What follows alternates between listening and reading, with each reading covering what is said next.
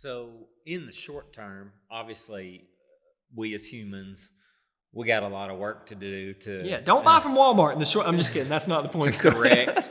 to correct what ails us. There's a lot of effort that would need to be put in to right all the wrongs in the world, but which is a worthy endeavor, You to pull the volume down right there on the. yeah. But in this moment, what does it mean to be a Christian, to sort of weather this particular storm and to be a good neighbor and to love your neighbor in it? But how can we begin to live, act, think about ourselves, about God, of course, first and foremost, ourselves, our neighbor? Who would God call us to be in this moment? Yeah. And then we were talking about like just being prayerful in a time like this, and what does that look like and mean? And so maybe just in a way to, because we could go on and get real and remain ideological, because that's what we love to do, but just in being practical and relevant in this moment, what would you say? Sure. So I think when you look at Scripture and you look at how God responds to people, to His people, I think what you usually see is the love of God warning His people, and it usually comes in the form of some sort of judgment, and He's trying to strip His people down so that they begin to think. And I think in this moment, let's say you are somebody that's taken on a lot of debt in your life, and right now you're feeling the pressure, right? Or let's say, and you can't follow the law of God and the ways of God because you've indebted yourself to a slave master that's not good, and it's not out for your good, right? And so maybe you're in this place that you can't love your neighbor well, and your neighbor's suffering too, and you're sweating at home right now because you don't know, like, am I going to be at work next week? Am I going to be able to keep my house? Am I going to be able to feed my family? And I think in this moment, the recognition of those things is the first step. And it's when God brings this upon us that we start to recognize how much we are living in the second kingdom, in the kingdom of the deceiver, and how he's led us into these lies through deception. And then it's our job to see it. You said it earlier. You have to see it before you can respond rightly to it. And then once you see it, I think there's a moment where you step back and you go, okay, what is the first step to getting out of this mess, right? And sometimes, sadly to say, bankruptcy is the only option because you've put yourself in such a bad place, right? But if there are steps, you have to start taking them, right? An old Chinese proverb, I love it. It's like the best time to plant a tree was 100 years ago. The next best time is like right now, right? It's like right now is a great time, so you have to start to, and then you have to start to learn, like, how does God tell me to practically, I think sometimes we talk about these things that God says in the Bible and we don't know how to bring them to the practical application of them. And it's like, they're very practical and applicable. And putting those into practice, I think, is the next stage, right? And starting to walk and trust in the ways of God. Because sometimes God tells you to do stuff that in the moment don't seem very reasonable. It's like, man, God, I got like, $100 in the bank, and my neighbor, he can't eat right now, but if I write him a check for 50, I might not be able to eat next week, And so it's like, but God's like, yeah, but, love your neighbor. Right. And I'm not saying you shouldn't take care of your family first. I think that's the first step for everybody, is take care of your family. And then whatever excess you have, start to take care of others. But what I'm saying is that, have you positioned yourself to where it takes so much to take care of your family that you can't take care of others? Right. Have you done this to yourself? Mm-hmm. I think that's a big step. And then you're talking about prayer, of just like, I'll just say real quick, in off of what you're saying, there's perhaps another segment of the population, and there's overlap in this for sure, but there's people who maybe they're not like in debt, or they're not so much trying to keep up with the Joneses just because that's a luxury, or maybe in their own way they are, but just that could be a luxury for some, that because they're just living paycheck to paycheck. Sure. And they already are living very modestly. And they're really afraid right now, and perhaps the fallout on the economy is a greater fear and concern right now than the disease itself. I think that's absolutely the truth. But whatever your great fear is, just there's the same starting point in stepping back and reflecting on your situation, but ultimately seeing, okay, who's in charge? And what kingdom or what ultimate reality am I living for, and where is this fear coming from? Is it correct to feel this way based on really knowing God? And so the first consideration for anybody has to be, do I know God? Do I know God rightly? Am I in a living, active relationship with a Creator? Do I feel and experience His presence? Do I have the comfort from knowing who He is and all that He's done? Because that has a powerful way of shifting our perspective, of course, off of us and our current circumstances to one who's greater, as well as a situation that's so much bigger than our own immediate lives. And that just helps put things in context. It's not that you necessarily have less concern about your life, though that perhaps is a possible outcome.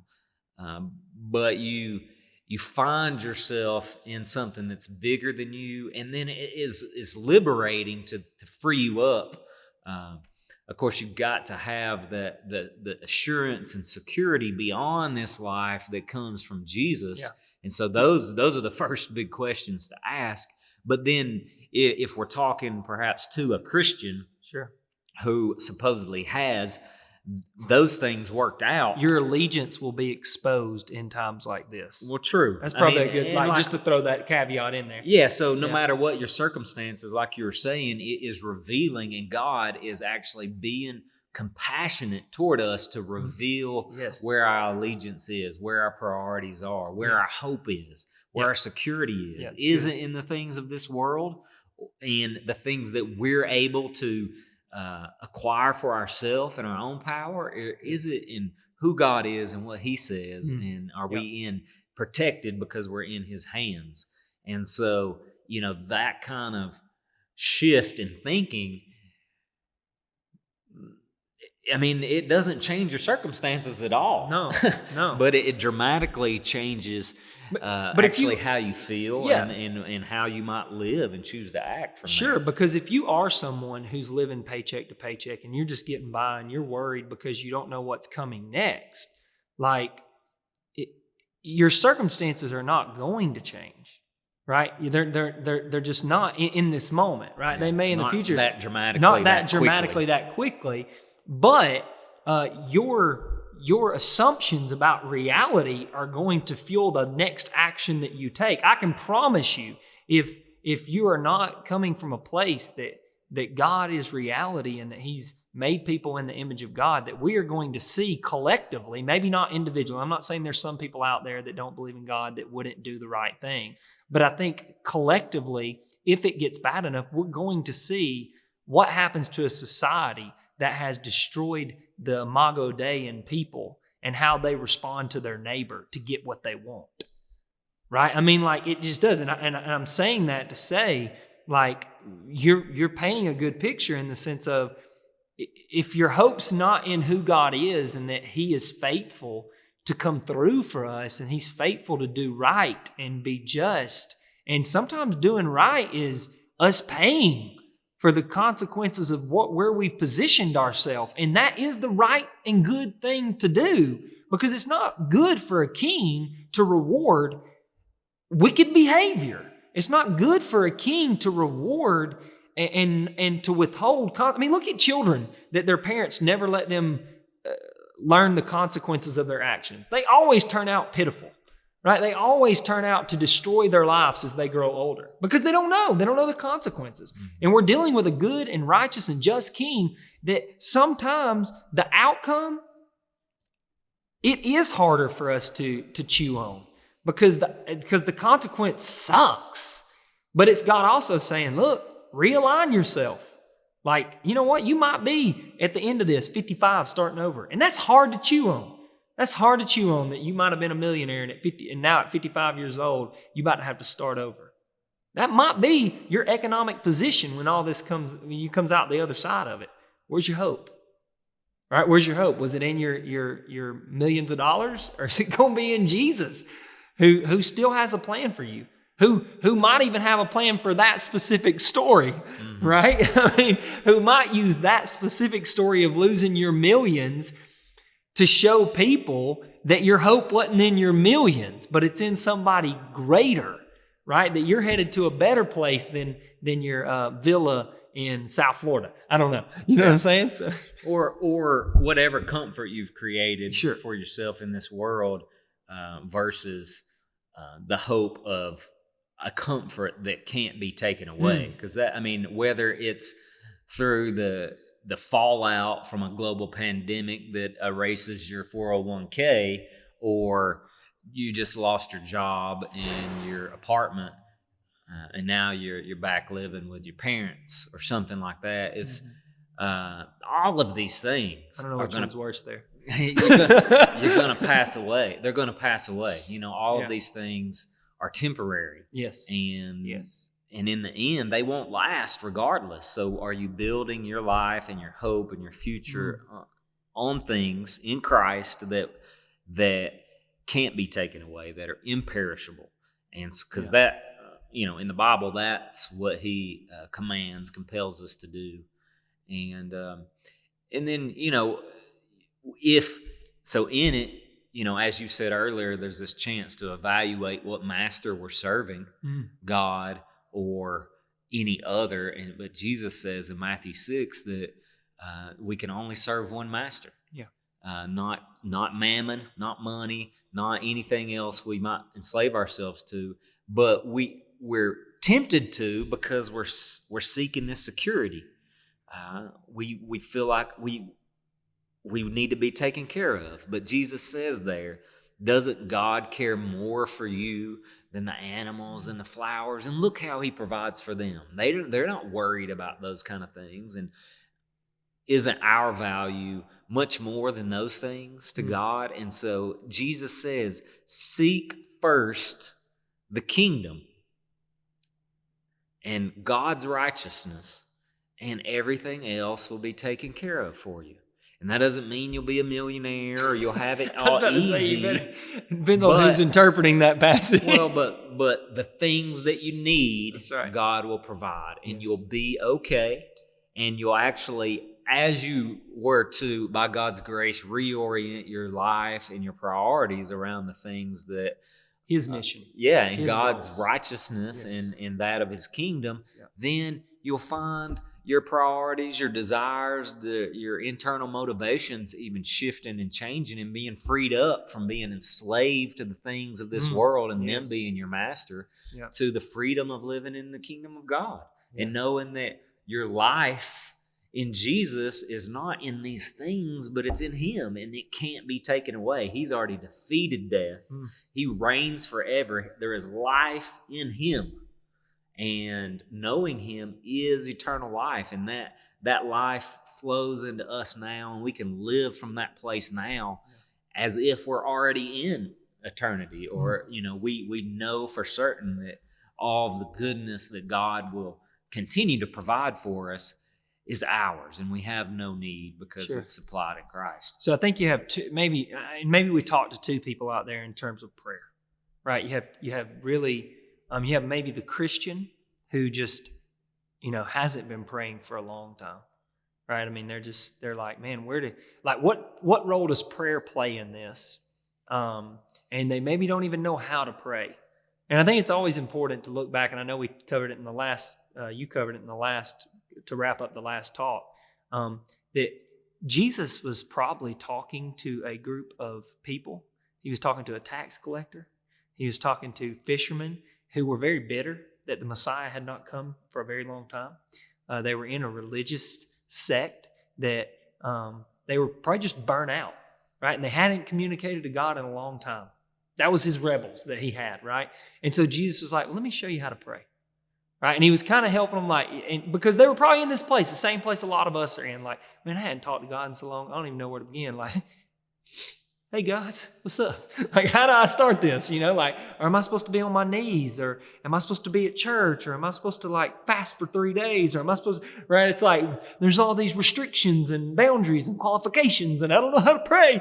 And they're freaking out, and it's like, you have that group maybe, and then you have like a secular group that's like, maybe the same way, like, who is he? Like, how do I talk to him? And so I think, like, understanding prayer helps eliminate a lot of that.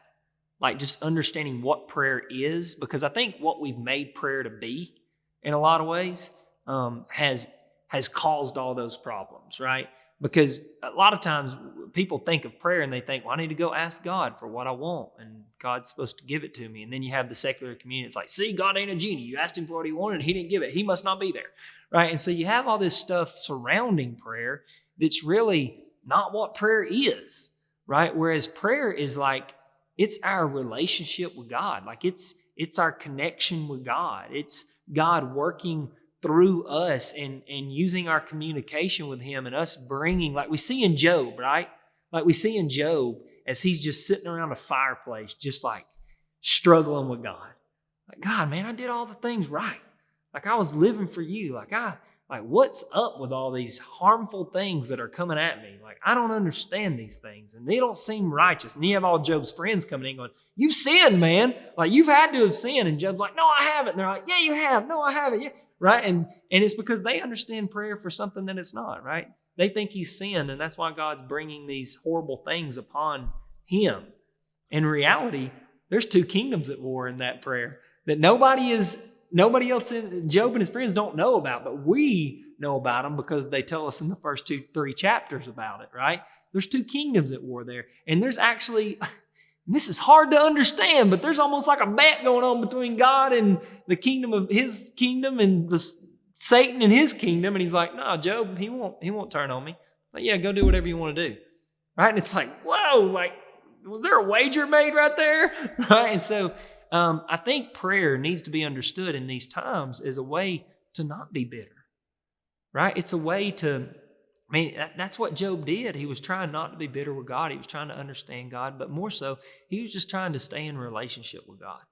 And he was trying to walk with God, and he was trying to be faithful to God. And eventually God comes in a whirlwind and tries and helps Job understand, hey, my ways are not your ways, and my thoughts are not your thoughts. And the most dangerous thing that you can do is try to make sense of what I'm up to sometimes, rather than just trusting my kingship and trusting that what I'm doing is good and just, because I've given you plenty of evidence to know that I'm good and I'm just and I'm all wise and I'm all sovereign. Right? And although I know we both like to talk about reason and logic and all these things, I find I get in my own way at times because I'm trying to reason everything out. I'm trying to logically understand everything that's going on in the world. And I think sometimes God, that hinders my prayer life, because God's just telling me, like, just come to me and know that I got all this, and that your little feeble, finite, pathetic little brain can't understand what I'm doing. So just trust me like a little child, right? Like, trust me like a little child. Like, I got it. I got all this. And I think that's what prayer does for you. It takes you out of your head and just brings you to the feet of God and understands him to be Father that loves you, that loves us. Even those who rebel against him. Like, he loves them. Like, which is really weird, because, that's hard to understand. And so the secular person that's out there, like, God is your Father. He is your Father in the sense that you are made in the Imago Dei. You were called to be an image bearer of God. Even though you're rejecting it, you were called to be it, and he's offered a way through Jesus Christ to enter back into that relationship. And to the Christian out there, that you've just been wayward for a very long time, what father in his right mind, when a child runs back, goes, nope, you didn't do it right, turn around and come back a second time, right? No father does. We're even given a parable about this, right? We're given a parable about the prodigal son, that he's so ashamed and he doesn't know what to do, and he wants to go back because he's tired of eating pig food, right? He's like, man, the scraps that my father give out are better than this pig food. I'm going to go home in my shame. And he's walking with his head down. And the father sees him from a long way off. And he picks up his robe. And if you don't know anything about those days, you didn't pick up your robe, because guess what was dangling? Right? He picks up his robe and he takes off running after his son, and he grabs him and he hugs him, and he's like, come home. I already slaughtered a lamb for you. We're about to throw a party. And his son's probably like, huh? What? Really?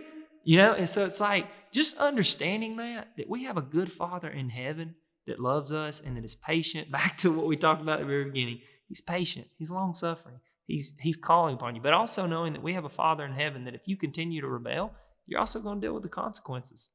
Like he's also one day, that mercy door, that extended hand is no longer going to be extended.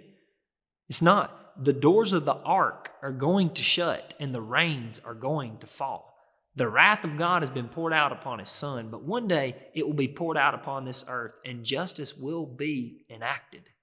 And he will have his way and he will be king. So you can come to him as Father, or one day you can come to him as a rebel when the righteous king of the earth comes back and returns to establish his kingdom. Yeah, so there's, in this moment, just opportunity. And the first step in it, although there's opportunity for a lot of things, it's just for people to re-engage God, to be shaken from their stupor in some ways, to see what's true, kind of head out of the sand, and to, so my prayer is that God would use these times to do that for people, that we would no longer live in darkness and being fooled and having so many of our priorities and hopes misplaced. I mean, that's super tragic. And so God is extending mercy in this time to awaken from that. But not just awaken to just see it, but then to move in his direction. So wherever you're at on that spectrum, in terms of your relationship and distance from God, prayer is the opportunity to just engage God. And like you were saying, there's no performance necessary. There's no right way so much other than faith. And in coming to God, as silly as it may seem to talk or to think toward an invisible creator, but that is re-engaging him, calling on the name of the Lord, just believing that he is there, that he exists, even if you don't know a lot about him or anything. It's that opportunity that we all can do. You don't have to have, some deep biblical knowledge. You don't have to have been in church any amount of time. Just call on the name of the Lord in faith to help me, God. Help me now. And he, as a good father, knows what that means. Amen. So like what you're saying, and if we're praying for a particular outcome or particular set of circumstances, or to get something, that's, I mean, not that it's wrong, but it might be misplaced, or we might miss God if we're too concerned with the particular outcome. What we need is for God to be with us and to know and to have the assurance in our heart that he's with us. But he'll show up in circumstances, but that in a way that's what's best for us, not necessarily in how we want. So that's, having right expectations that God's going to respond however, and he knows best. But that's part of what we're admitting. I don't know what's best. That's what's gotten all of us into this situation to start with. We thought we knew what was best. But God, I don't know what's best. You do. So help. Come and help. Amen. And he's hearing us. Imagine, someone who loves you, who just lets you come and pour your heart out on their shoulder. And sometimes there's not a whole lot to say when you're in grief and when you're kind of overwhelmed, but they're there for you and they're loving you. But when God does speak, he might speak through those prayer sessions in some form or fashion. Or through a podcast. but God, God controls the universe. So God speaks in all kinds of manners, but in particular, he speaks through his word. And so go into the Bible to see who God is and what his character is, and these encouraging words and God's wisdom and these assurances. And, we have every reason to be thankful to God. And so just approaching him with that kind of gratitude and trust, and just walking with him from there. I mean, God is, he might move in a powerful way in an instant. He does that sometimes. But he also, more common is that he's walking with us through the long haul, this race that we're in. That's an endurance race, and we're called to endure to the end. So walking with God day after day, in fellowship with him through that prayer, that's how God is going to be present in your life and lead and direct us as a good shepherd, as a father who loves us. Yeah. And don't worry about the missteps, right? I feel like it was funny. You said an endurance race. I feel like I myself have the personality of a sprinter, right? I sprint and I'm like, yeah. And then I'm like out of breath. And then like the endurance guy just runs past me. And then I sprint and I'm out of breath. And the endurance guy runs past me and God's just shaking his head. Like, Caleb, your highs are highs and your lows are lows, son. So it's like, hey, just don't quit. Just don't quit. And I don't quit. I'm always walking, right? I'm always moving forward. And I think that's important in like your walk with God. Like, I think we're too caught up in this kind of, this almost like legalism, like this self-righteous legalism, but then we're also too caught up and we can do whatever we want to do. So it's like that middle ground of like, just like you said, moving forward. It's a walk with God. Like, it's a relationship. Like, it's a daily walk and it's a journey. And you shouldn't be today where you are 3 years from now. Like, you shouldn't be in the same place if you're walking with God, right? You should have new struggles and new problems that you're dealing with. By God's grace. By God's grace. Like, I'm like, and people are like, so you get to this place where you're just better? I'm like, no, I just got new crap I got to deal with. It's just God taking me a step deeper and going, okay, let me show you all these other problems you have. And I'm like, I didn't even see those. Right? And so that's God's mercy for it is us, mercy. And his kindness to lead us and to be refining us, because his ultimate end, and where Jesus himself says, whatever you ask in my name, I will surely do. Well, God's ultimate goal in this is to renew us and conform us to the image of his Son. And he says he will work all things for the good of those who love him and are called according to his purpose. And that's the purpose, being conformed to the image of Christ. Amen. So God is using coronavirus and all the fallout from it, or whatever hard situation in life that you're going through. God is using that for your good, for his glory. But the end is to be conformed to the image of Jesus, not just your future comfort or prosperity, but to be conformed to the image of Jesus. And if your heart is being lined up with God's, then you come to want that as well. As difficult and as trying as it might be, you, like Paul, are eager to suffer for the namesake of Jesus, so that you might, in the process, attain to his resurrection. And not through your own efforts, but you're relating, you're connecting to Christ in that. And again, that's what God has in store for us. But it's because, like Jesus, because of the joy set before him, he endured the cross. So there's on the other side of that pain and suffering, there is joy unending. Yes, and you ought to account it as mercy, because the worst thing that can happen is God's passive judgment, right? In the sense of he just lets you continue in the second kingdom. Yeah. Like, keep your wealth, keep your pleasures, keep your so-called knowledge. And he doesn't bring about judgment, and he just lets you perish. And there's that too. There's the passive judgment of God. He lets you perish in all these things that you think, like you said, you think you know, and you're so limited in your knowledge, right? We're so limited as people, really, in what we know, right? In what we know. We're going to talk about that a lot on this channel because we enjoy talking about the sciences and all those things. But we're so limited. Like, and the fact that we can't be humble in our limitations amazes me. Like, it does. It amazes me. But in that limit, when you get to a place that you understand, like you're saying, that just limitation of what you actually know, it allows you to come humbly before that so-called invisible creator, right? It allows you to do that and just to go, okay, God, like if you're there, I need some help. So, yeah. Well, I pray that God would give us the humility to see that He, and perhaps the greatest good He could do for us in this moment is allow us to go through a time like this. Amen. To strip away all of the falsehood so that we might see Him in truth and live through Him and have His life. So, amen.